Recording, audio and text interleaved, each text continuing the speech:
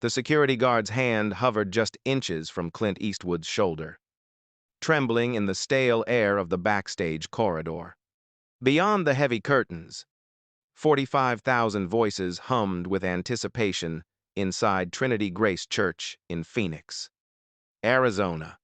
The atmosphere was thick with expectation, the kind that comes before something irrevocable is about to unfold. Clint stood perfectly still, his weathered face, carved by decades of facing down outlaws on screen and injustice off it, showed no trace of fear.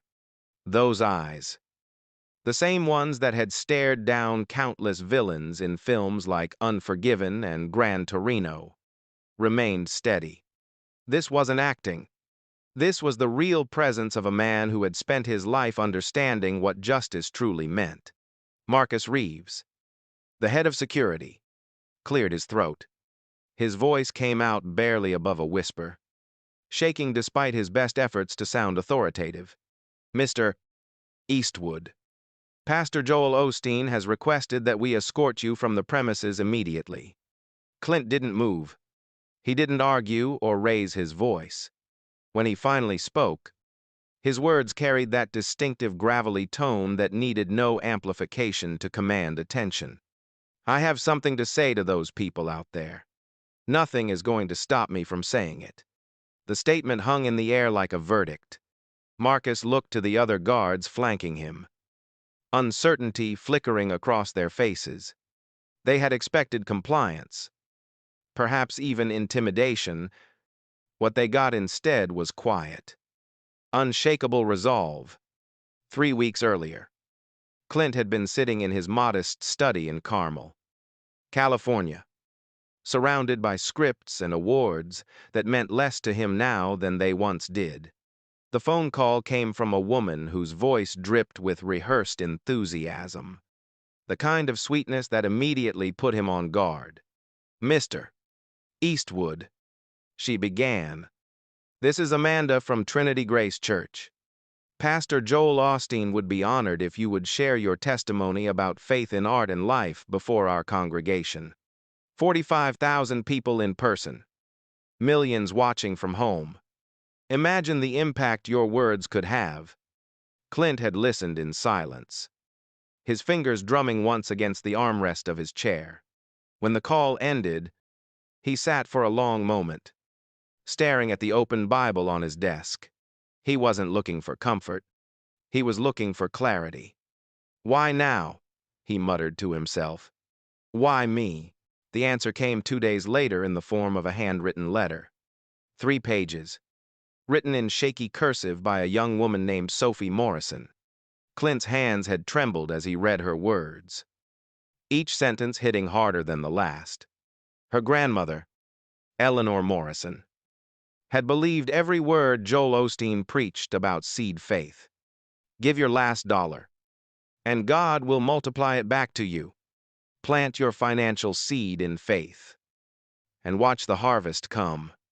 Eleanor had heard it hundreds of times on television, always delivered with that brilliant smile, always with absolute certainty. $6,200 over 7 months. Every penny of her Social Security checks.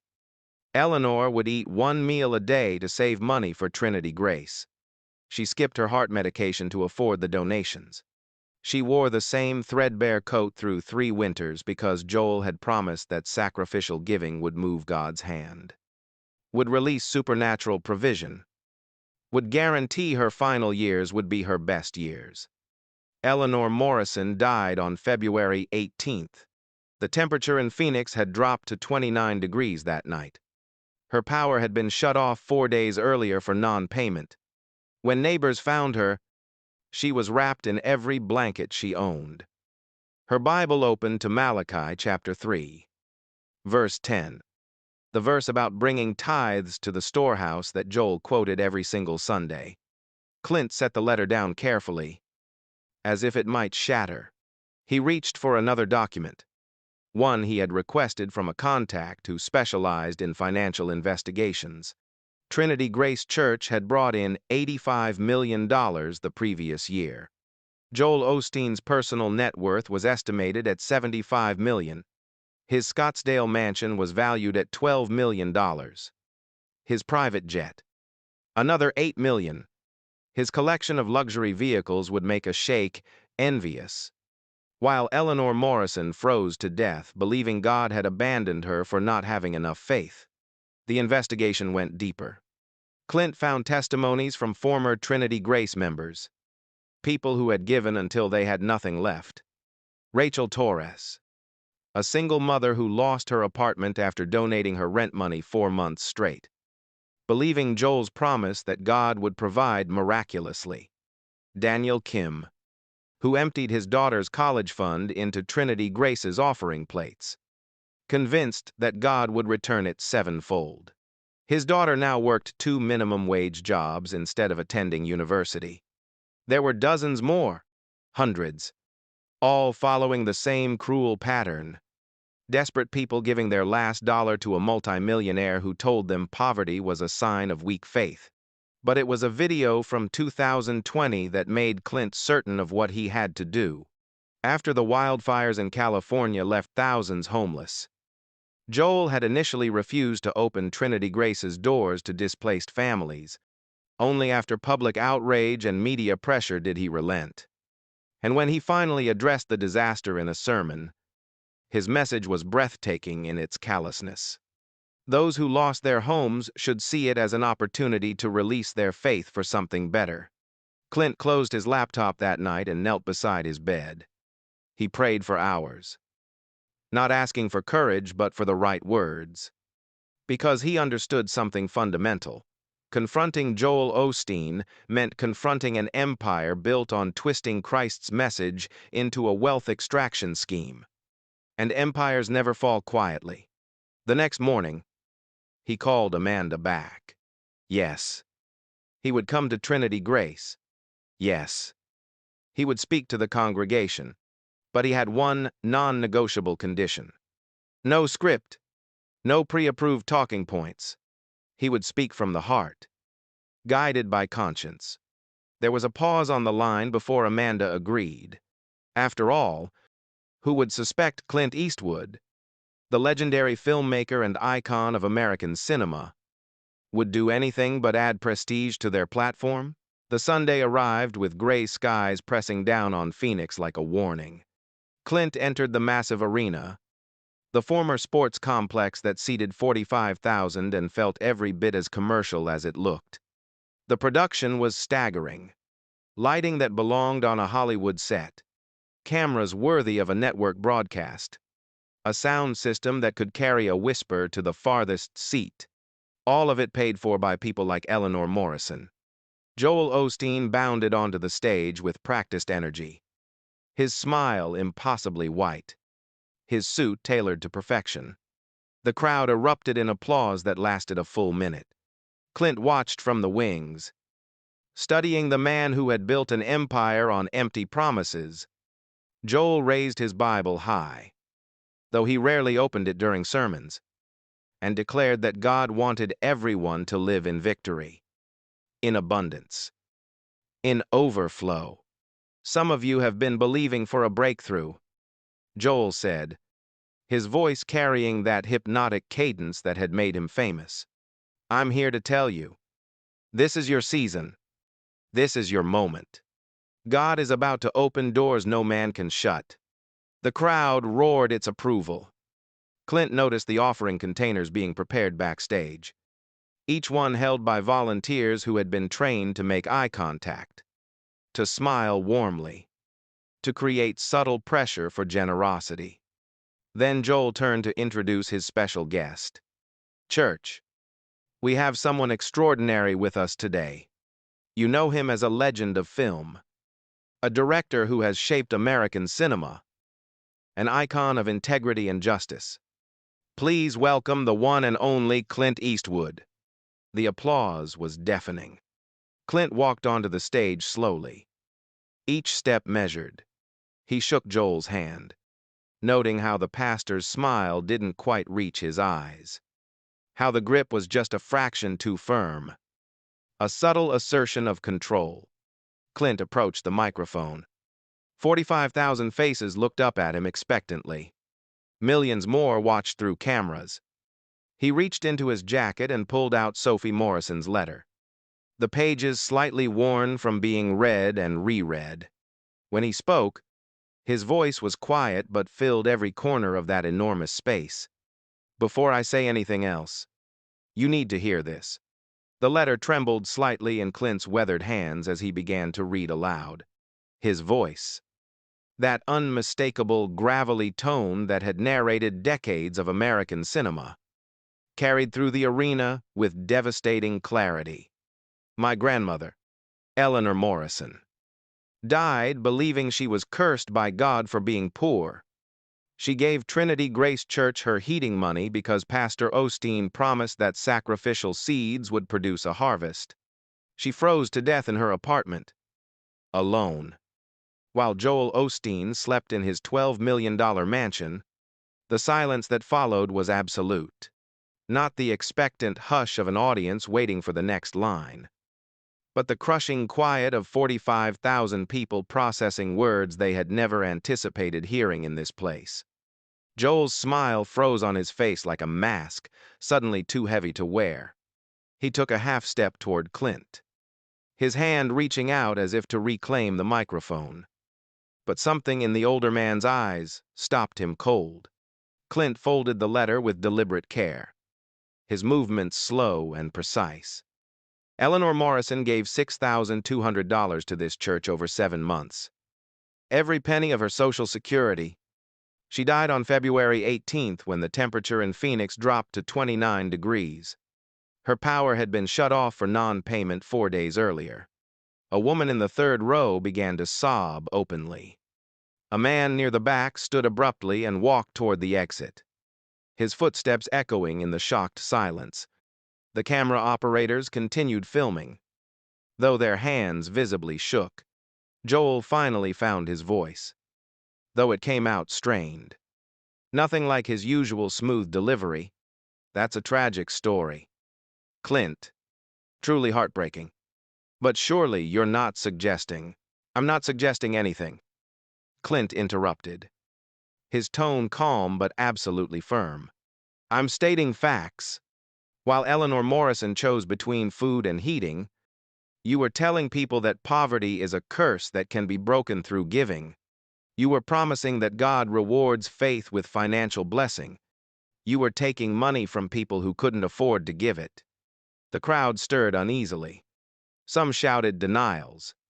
Others remained frozen, unable to reconcile what they were hearing with what they had been taught for years. Joel's face had turned red, his perfect composure fracturing like ice under pressure. Now wait just a minute, Joel began, his voice rising. We help thousands of people. Your ministry brought in $85 million last year. Clint cut him off again, pulling a folded document from his jacket. This is public record. Anyone can verify it. $85 million. And Eleanor Morrison died without heat. He paused, letting the numbers sink in. How many other Eleanor Morrisons are out there? Joel, how many people sitting in this arena right now are choosing between groceries and giving? A voice from somewhere in the middle section called out. Tell them what Jesus actually said. Clint nodded slowly and opened the Bible he had brought with him. Not a prop for display, but his personal copy. Worn from years of genuine study, Jesus said, Blessed are the poor, for theirs is the kingdom of heaven. Not the poor are cursed. Not poverty is a sign of weak faith. He said, Blessed are the poor. He flipped to another passage, his finger marking the place. When a rich young ruler asked Jesus how to gain eternal life, Jesus told him to sell everything and give to the poor. The man went away sad because he had great wealth. And Jesus said, It is easier for a camel to go through the eye of a needle than for a rich person to enter the kingdom of God. Joel attempted to regain control, his hands raised in a gesture that usually commanded attention. You're taking those verses out of context. Clint, you have to understand. Then let's talk about context. Clint's voice didn't rise, but it carried the weight of absolute conviction. Jesus was born in a stable. His father was a carpenter. He owned nothing. He told his disciples to take nothing for their journey. He had no place to lay his head. Does that sound like someone preaching a prosperity gospel? The arena descended into chaos. People were standing now, some moving toward the exits, others pressing closer to the stage. Security guards looked to Joel for direction, but he seemed paralyzed, trapped between his carefully constructed image and the truth being laid bare before him. Clint continued, his voice cutting through the commotion. The Apostle Paul was shipwrecked, beaten, imprisoned. Peter was crucified upside down. Nearly every disciple died in poverty and persecution. Where was their financial harvest? Where was their best life now? A well-dressed man in the VIP section stood up, his face flushed with anger. This is blasphemy. Pastor Joel has blessed millions of lives. Clint turned to face him directly, his gaze steady and unflinching. Has he, or has he sold them a false promise? How many people in this room have given money they couldn't afford, believing God would multiply it back? How many are still waiting for that multiplication while Pastor Osteen adds another luxury car to his collection? The cameras captured everything. Joel's stunned expression, the divided crowd, the tears streaming down faces throughout the arena.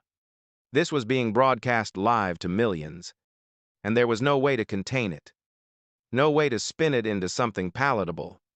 Clint reached into his jacket once more and pulled out another letter.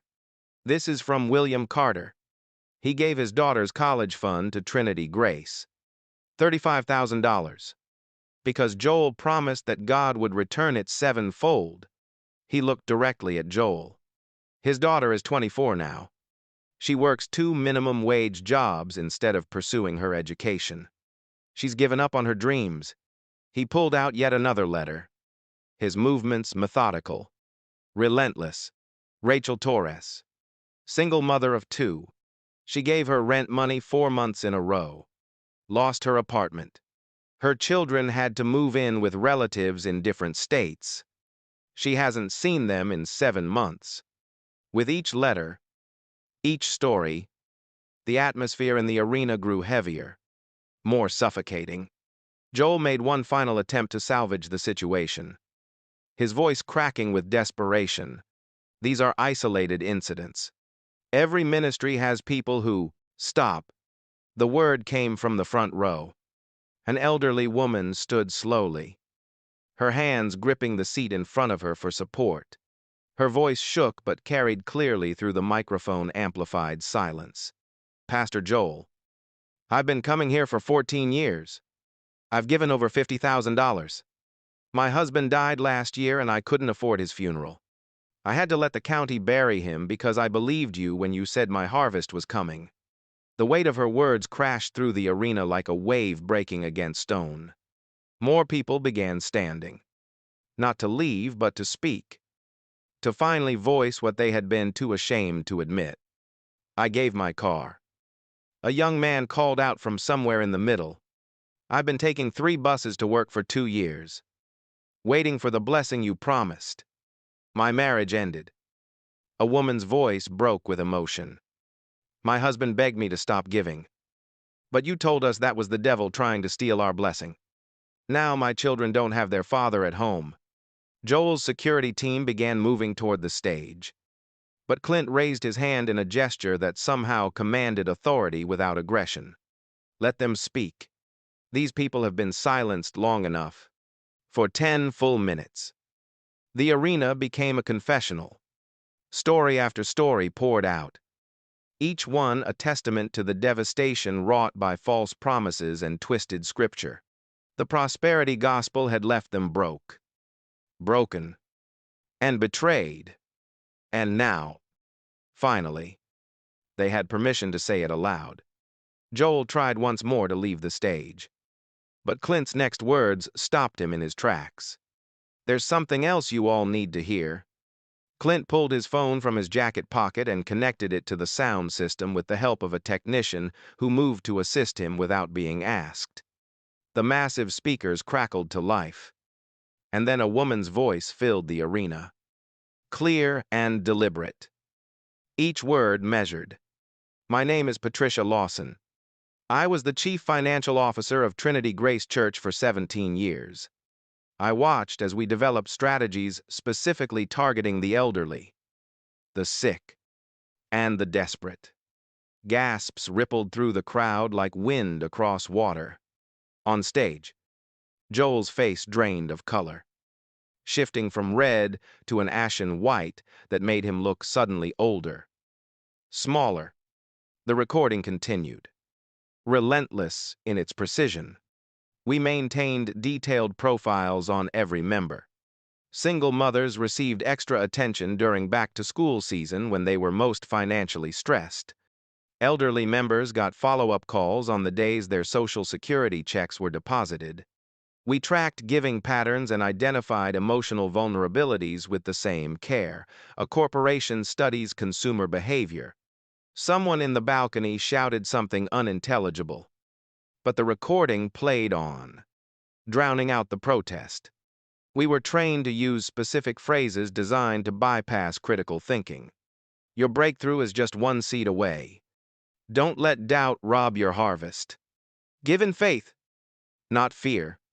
We knew these phrases triggered emotional responses rather than rational consideration. It was psychological manipulation disguised as ministry. And we all knew it. Clint stopped the recording and looked directly at Joel, his expression carrying the same unflinching intensity he had brought to every role where justice was demanded. You knew. You knew exactly what you were doing. Joel's composure shattered completely. "Security!" he shouted, his voice cracking. "Cut the cameras. Clear the building now." But something unexpected happened. The security team didn't move. The camera operators kept filming. The sound technicians kept the microphones live. Marcus Reeves, the head of security who had attempted to remove Clint just an hour earlier, stepped forward instead. "I'm sorry, Pastor Joel," Marcus said, his voice carrying through the arena's speakers. "But I can't do this anymore.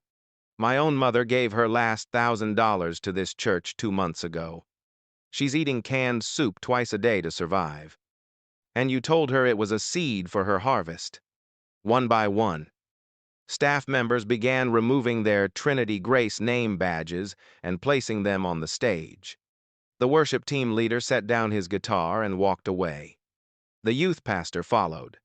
Administrative assistants, technical crew, volunteers who had believed they were serving God, all of them stepping away from an empire built on broken promises. Joel stood isolated on the stage that had been his kingdom, watching everything he had constructed crumble in real time. The man who had built his fortune on promises of divine favor was experiencing his own day of reckoning. Clint's voice cut through the murmuring crowd. Gentle now, but no less powerful. "I didn't come here to destroy anyone. I came because the Jesus I've studied for years, the Jesus of the Gospels, would have done exactly this. He overturned the tables of those who turned his father's house into a marketplace. He called out religious leaders who devoured widows' houses while making long prayers for show. He turned to address the congregation directly, his weathered face showing both sorrow and resolve. You are not cursed because you're poor. You are not abandoned by God because you struggle financially. Jesus himself said the poor are blessed, that the kingdom of heaven belongs to them. Not because poverty is good, but because God's love isn't for sale." A young woman in the balcony stood, her voice breaking. "What do we do now? We've built our whole faith around this teaching. If this isn't true, what is?" Clint's expression softened in a way that reminded people why he had been trusted to tell stories for so many decades. The true gospel. Jesus came to heal the brokenhearted, not to make them wealthy. He came to set captives free. not to enslave them to false promises. He offers peace that surpasses understanding, not prosperity that depends on your bank account.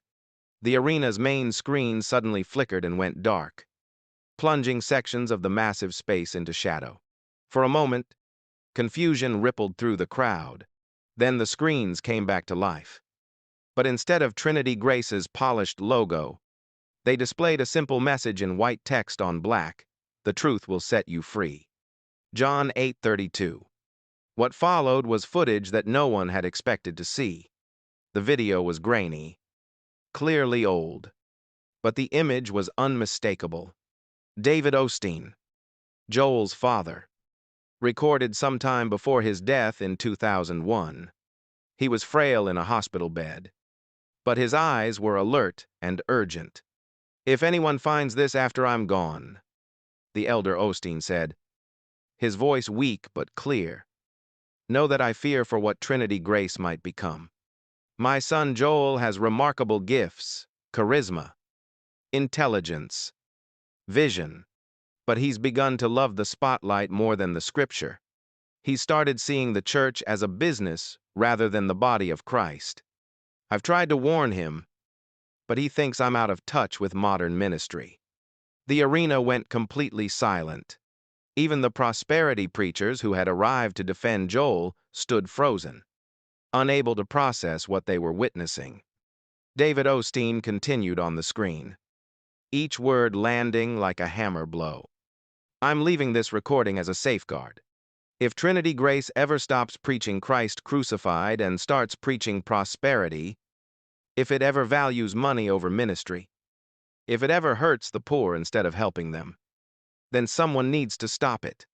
Even if that someone has to stop my own son." The video ended with David Osteen praying, tears on his weathered face, asking God to forgive him for any part he might have played in creating what Trinity Grace could become. Joel collapsed into a chair on the stage, his head in his hands. The weight of his father's words, recorded over 2 decades ago and hidden away, had shattered whatever justifications he had built up over the years. The prophecy had come true, and the reckoning his father feared had finally arrived. Victoria Osteen appeared from backstage, her designer heels clicking sharply against the floor. Her face was a mask of fury as she grabbed a microphone from an abandoned stand. "This is an attack from the enemy," she declared, her voice shrill and desperate. "Clint Eastwood is a false prophet trying to destroy God's work." But her words fell flat, dissolving into the air like smoke. The congregation had heard too much, seen too much. The carefully constructed illusion had been shattered, and no amount of deflection could rebuild it. An usher in his 70s approached the stage slowly. He pulled out his wallet with trembling hands, removed a $100 bill, and held it up for everyone to see. "This was for today's offering," he said, his voice carrying surprising strength. Then he walked to a homeless woman who had been sitting quietly in the back row and handed it to her directly. "This is what Jesus would actually want." The gesture sparked something profound. Throughout the arena, people began pulling out their wallets and checkbooks, but not for Trinity Grace. They turned to each other, to those they knew were struggling, giving directly to those in need. A businessman removed his expensive watch and handed it to a young father who had shared about working 3 jobs. A woman took off her diamond earrings and gave them to a single mother sitting nearby. Joel watched his congregation transform before his eyes, not into an angry mob, but into something he had never actually taught them to be: practitioners of genuine Christianity, living out sacrificial love without expectation of return. The sound of sirens grew louder outside, their wailing cutting through the massive walls of the arena. Red and blue lights flashed through the glass entrance doors. Phoenix Police Department vehicles were surrounding the building, responding to hundreds of fraud complaints being filed simultaneously by congregation members who had finally found their voice. Detective Rebecca Morales entered through the main doors, her badge visible on her belt. She walked with purpose toward the stage, her expression professional but not unkind. "Mr. Osteen," she said as she approached. "We need to discuss multiple allegations of financial fraud being reported. I'm going to need you to come with us for questioning." Before Joel could respond, a commotion erupted near the arena's main entrance. A group of men in expensive suits pushed through the doors, representatives from other prosperity megachurches across the country. Richard Sterling from Faith Harvest in Dallas, Bishop Harold King from Covenant Blessings in Atlanta. They had come to perform damage control, to save their own empires from the contagion of truth spreading from Trinity Grace. "This is spiritual warfare," one of them shouted, his voice booming with practiced authority. "The enemy is attacking God's anointed." Clint turned to face them, his expression carved from stone. When he spoke, his voice was quiet, but it carried the weight of absolute moral certainty. "Gentlemen, you've built the same golden calf, just in different cities. Today, it's Joel's empire falling. Tomorrow, it might be yours." Richard Sterling, his face flushed with indignation, pointed an accusing finger at Clint. "You have no authority here. You're just an actor playing at righteousness." Clint nodded slowly, accepting the characterization without defensiveness. "You're right. I'm just an actor. But I've spent years studying every word Jesus spoke. And nowhere did he say give to get. Nowhere did he promise material wealth for spiritual obedience. In fact, he warned specifically about people like you, wolves in sheep's clothing, false prophets who would deceive many for profit." The atmosphere in the arena began to shift in a way no one had anticipated. The anger that had filled the space moments before was transforming into something else entirely, something that felt almost like hope breaking through storm clouds. If Joel Osteen could face his own corruption, perhaps redemption was possible for everyone gathered here. An elderly woman in a faded floral dress stood slowly, her arthritic hands gripping the seat in front of her for support. Her voice wavered but carried a strength that silenced the remaining murmurs. "Pastor Joel, I gave you $38,000 over 12 years. My husband's life insurance money. When he passed last year, I couldn't afford to give him a proper funeral. The county had to handle his burial." She paused, tears streaming down her weathered face. "But I forgive you, because if I don't forgive, I'll be as lost as you've been." Her words triggered something profound. Throughout the arena, others began rising to their feet, not to condemn, but to offer what seemed impossible moments ago: forgiveness. It wasn't absolution for the crimes committed. Joel would still face legal consequences, still answer for the harm he had caused.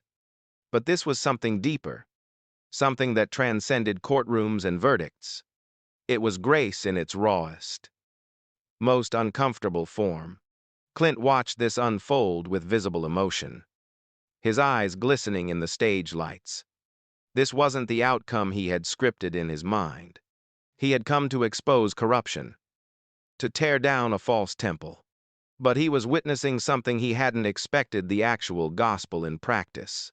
Forgiveness for the guilty, grace for the fallen, the possibility of redemption even for those who seemed beyond saving. Detective Morales stepped forward, her professional demeanor softened slightly by what she was witnessing. "Mr. Osteen, we still need you to come to the station for questioning. Multiple fraud allegations require formal investigation. But given what's happening here, I'll allow you to address your congregation first, if you wish." Joel stood slowly, his legs unsteady beneath him. He gripped the podium with both hands, knuckles white with the effort of keeping himself upright. When he finally spoke, his voice was barely recognizable, stripped of its usual polish, cracked and raw with genuine emotion. "I stand before you as a fraud." The words came out hoarse, each syllable seeming to cost him something. For 22 years, I've preached that poverty is a curse and wealth is God's blessing. I've taken from those who had nothing to give. I've built my kingdom on the backs of the desperate and called it ministry. He looked across the 45,000 faces, many tear-stained, many still processing the magnitude of what had been revealed. Eleanor Morrison died because of what I taught. Her blood is on my hands, and no amount of apology will ever wash it clean. Victoria appeared at the edge of the stage, her face contorted with fury and disbelief. Joel, what are you doing? You're destroying everything we've built. He turned to face her, and for the first time in years, there was clarity in his eyes rather than calculation. Everything we built deserves to be destroyed. Victoria, our fortune was constructed on Eleanor Morrison's frozen body.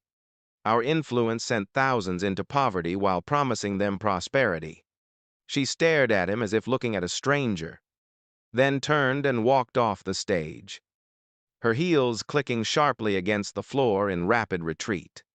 Within a week, she would file for divorce, taking what assets she could and vanishing from public life entirely, unable or unwilling to face what her husband was about to embrace. Joel continued, his voice gaining strength even as it remained humble. I'm going to liquidate everything. The mansion in Scottsdale, the private jet, every luxury vehicle, all of it. Every penny will go into a fund for those harmed by prosperity theology. It won't be enough. It will never be enough. But it's where I must start. He gripped the podium tighter, as if the physical act could anchor him through what he needed to say next. This building will be converted into a genuine community center.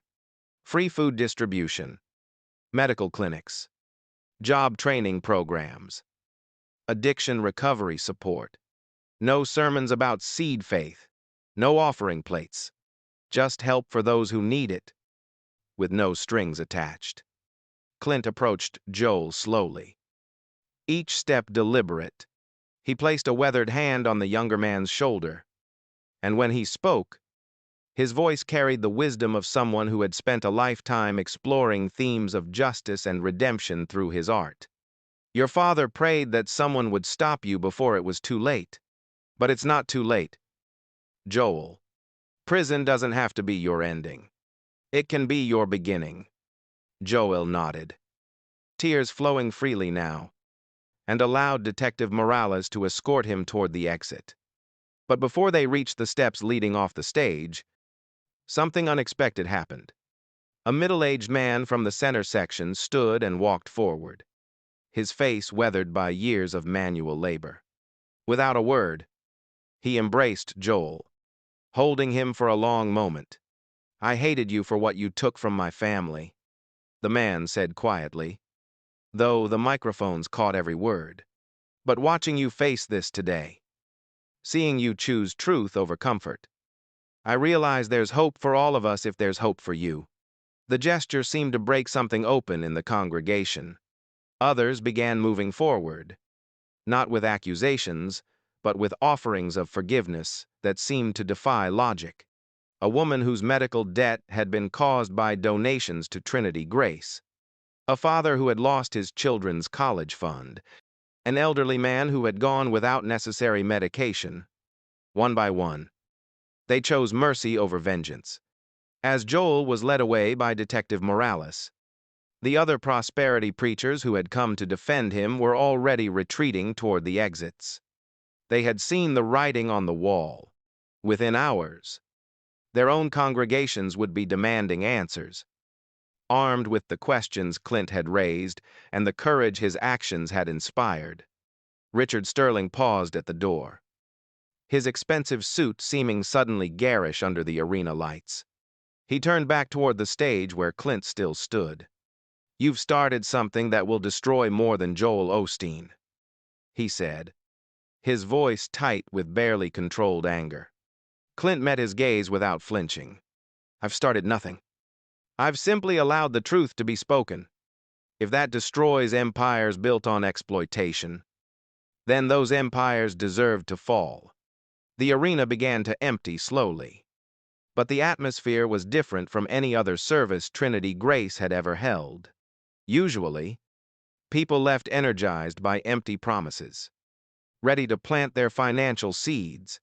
Now they left sobered but somehow more hopeful, having witnessed genuine confession, authentic repentance, and the radical possibility of redemption even in the darkest circumstances. A group of pastors from smaller Phoenix churches entered as the crowd dispersed. They had been watching the broadcast and came to offer something Trinity Grace had never truly provided: pastoral care without conditions. They spread throughout the arena, praying with people, listening to their stories, offering practical assistance without asking for anything in return. One of them, Pastor James Williams from a modest Baptist church on the east side, approached the microphone that had been abandoned on stage. If anyone here needs actual help, not promises, not theology, but real assistance with food, housing, medical bills, we're here. No donation required. No seed to plant. Just come as you are. The contrast was stark and beautiful. These pastors drove older vehicles and lived in modest homes. Their churches couldn't afford massive production budgets or celebrity guest speakers. But they offered what Joel Osteen never had: unconditional support, given freely without expectation of return or multiplication. Marcus Reeves, the former head of security, knelt on the stage where he had once enforced Joel's will. His shoulders shook with quiet sobs, years of complicity weighing on him. Clint sat down beside him, saying nothing at first, just offering the silent solidarity of shared humanity.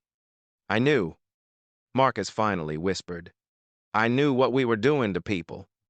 But I told myself it was their choice to give, that I was just doing my job." Clint's response was gentle but honest.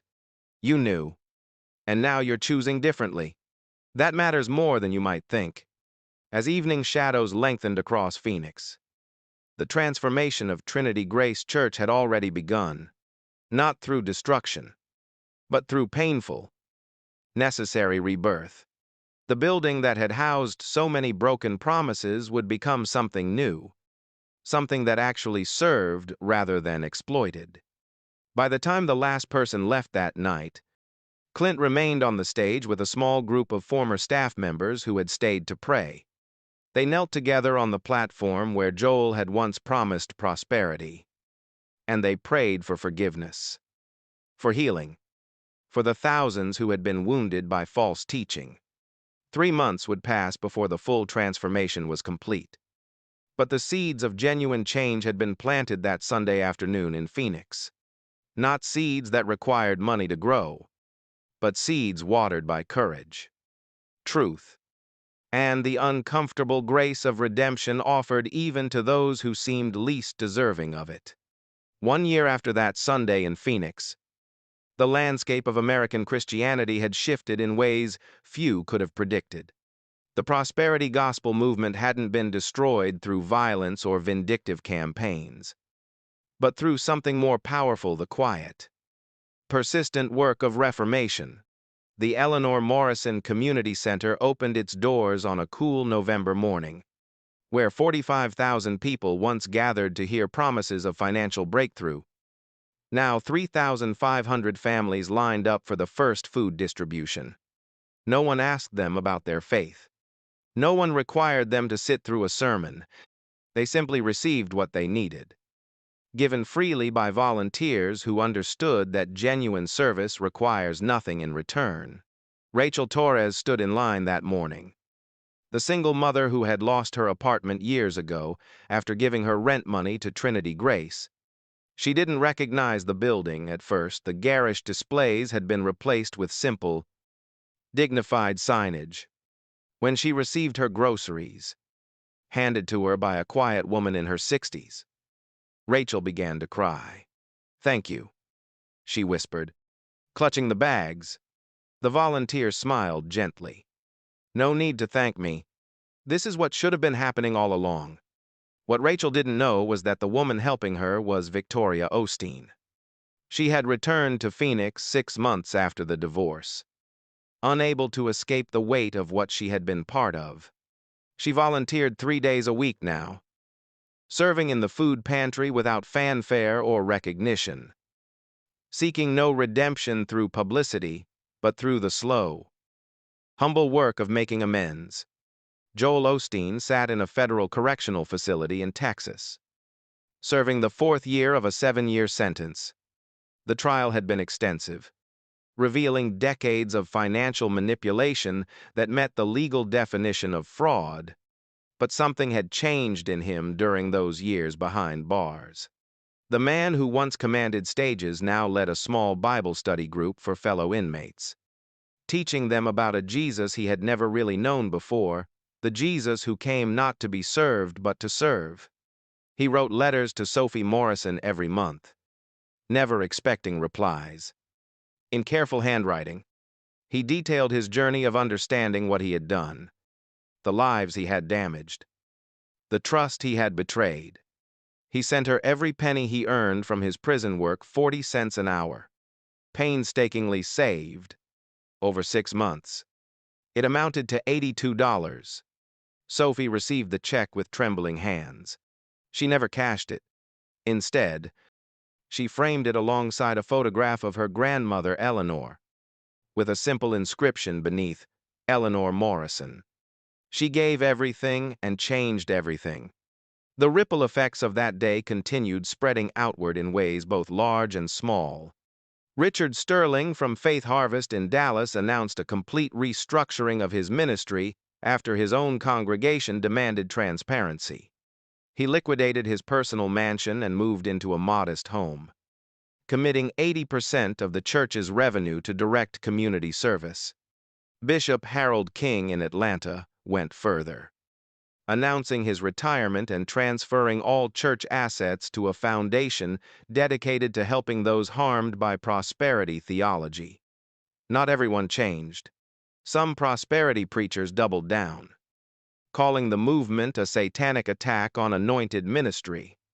But their congregations dwindled as people awakened to the difference between genuine faith and financial exploitation.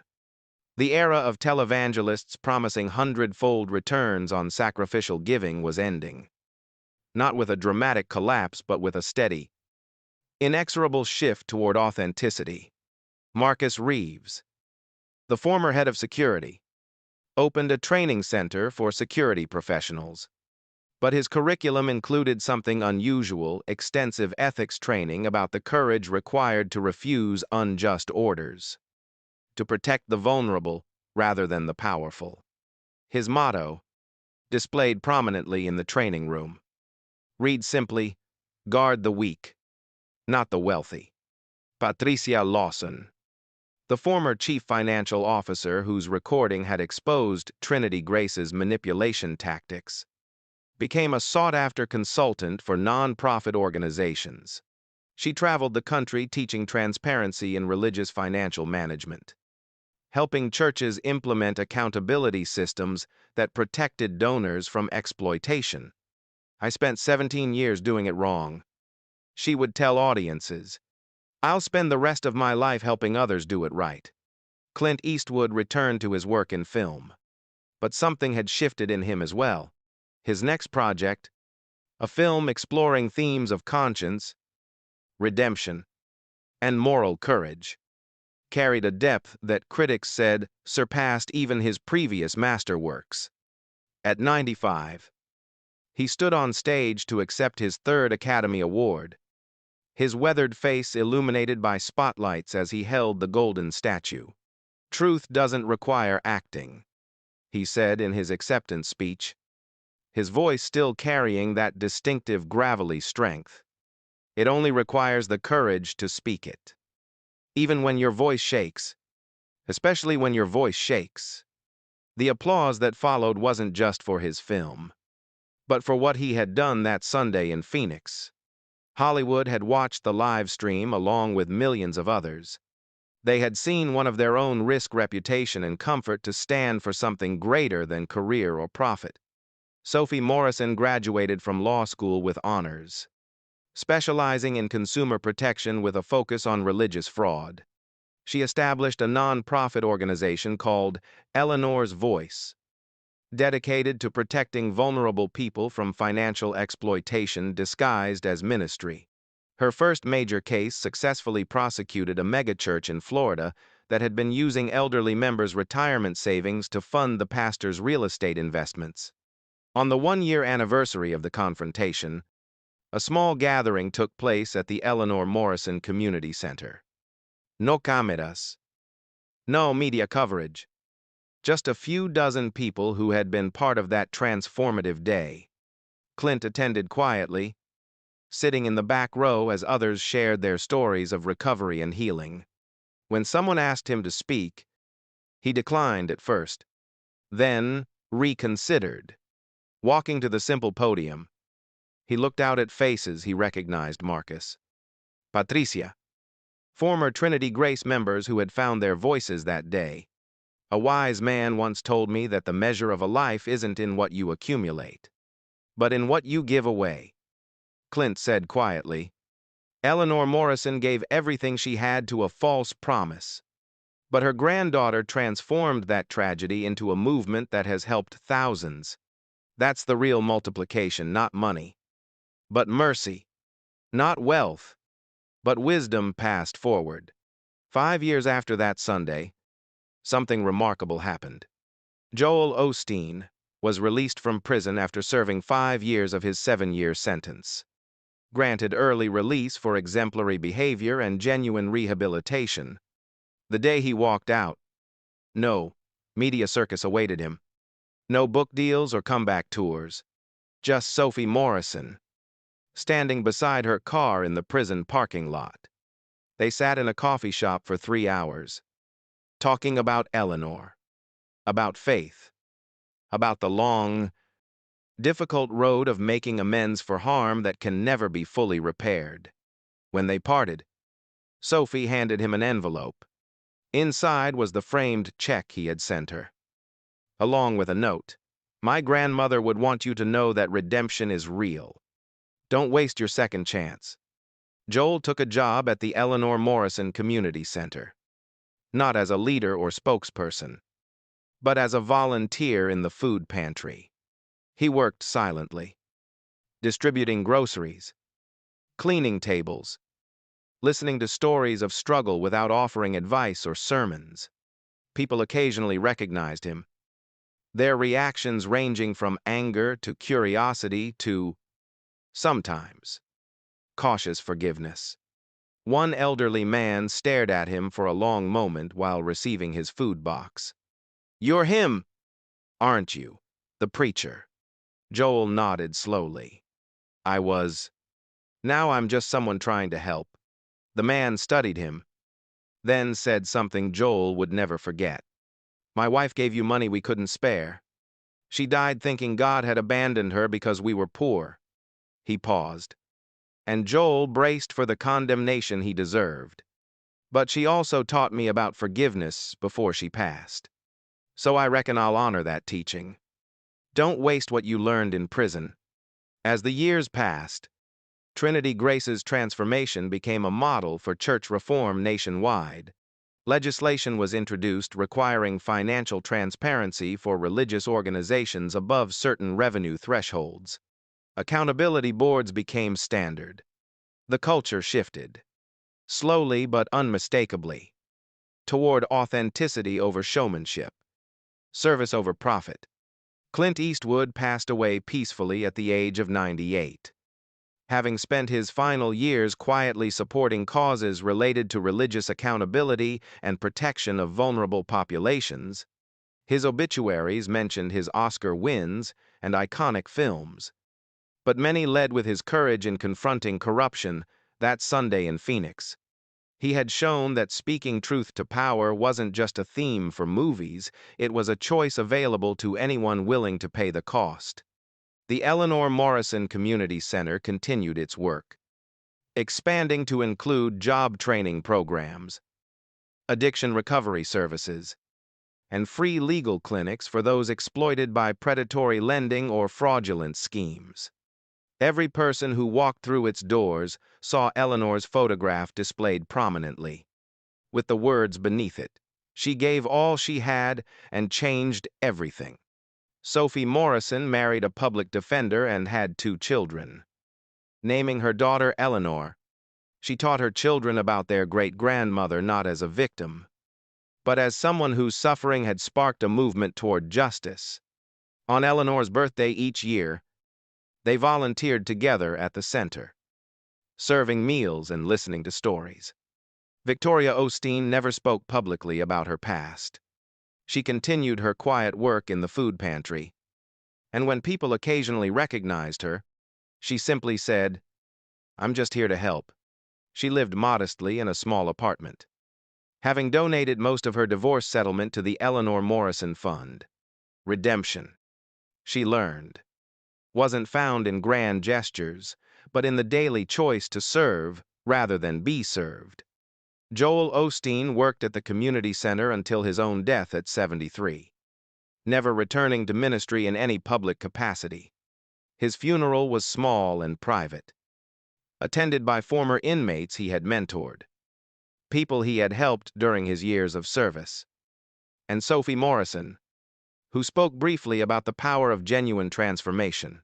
"My grandmother died believing a lie," Sophie said at the service, but her death revealed a truth that changed thousands of lives. Joel Osteen spent the first half of his life building an empire on false promises. He spent the second half learning what authentic faith actually means. That's not a perfect redemption, but it's a real one. The story of what happened that Sunday in Phoenix became part of American religious history, taught in seminary classes as a case study in accountability, reformation, and the difference between prosperity theology and genuine Christian teaching. It reminded a generation that speaking truth, even uncomfortable truth, is an act of love rather than destruction. In the end, Eleanor Morrison's frozen apartment and final moments of despair had sparked a fire that warmed thousands. Her suffering, so senseless and cruel in the moment, became a catalyst for change that protected countless others from similar exploitation. She never knew prosperity in life, but her legacy was richer than any bank account Joel Osteen had ever possessed. And Clint Eastwood, the actor who had spent a lifetime portraying heroes on screen, had proven that heroism sometimes looks like an old man with a letter in his hand, choosing to speak truth when silence would have been easier, more comfortable, and infinitely safer. He had shown that you don't need a script to know what's right. You just need the courage to act when conscience calls. The prosperity gospel didn't vanish completely. There would always be those seeking shortcuts to blessing, always be those willing to sell them false hope, but the movement never regained its former power. Too many people remembered Eleanor Morrison. Too many had witnessed what happened when one person refused to stay silent.